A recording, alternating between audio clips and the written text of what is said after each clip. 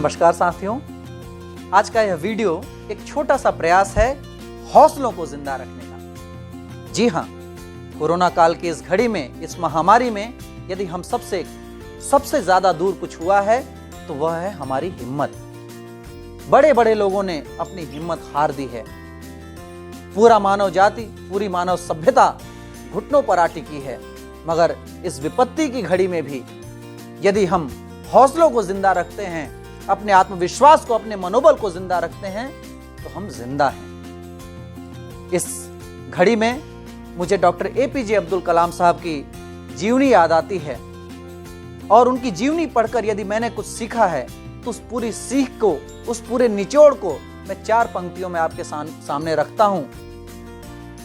4 पंक्तियां निवेदित करता हूं कि हालात हो प्रतिकूल, विपदाएं पड़ी सर पे खड़ी।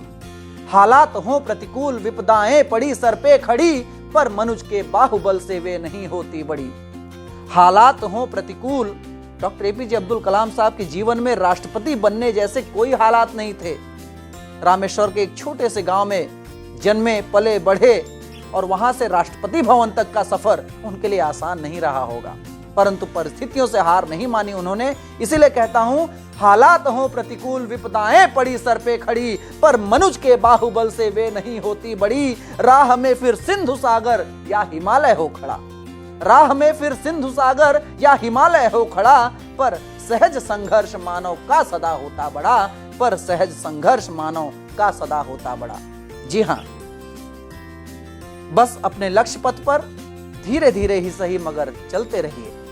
प्रयास निरंतर रहे, अभ्यास निरंतर रहे। स्वामी विवेकानंद जी ने कहा है, never ever fear to walk slow, never ever fear to walk slow, fear to stand still. जी हाँ, यदि आप अपने लक्ष्य पथ पर, अपने सपनों के पथ पर धीरे धीरे ही सही मगर चल रहे हैं तो जीत पक्की है दोस्तों। Slow and study wins the race. कछुए और खरगोश की कहानी हम सबने पढ़ी है। इसीलिए बस कहता हूं, इस पथ का उद्देश्य नहीं है शांत भंवर में टिक रहना।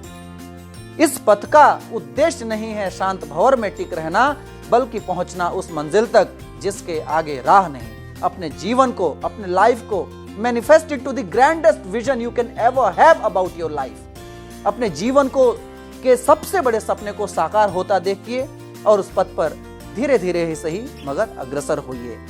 मैं ईश्वर से प्रार्थना करता हूं कि मेरी, आपकी, हम सब की सभी मनोकामनाएं, सभी इच्छाएं और हमारे सपने अवश्य पूर्ण हों। इसी शुभकामना के साथ बहुत बहुत धन्यवाद। Thank you so much. स्वस्थ रहिए, मंगल रहिए। धन्यवाद।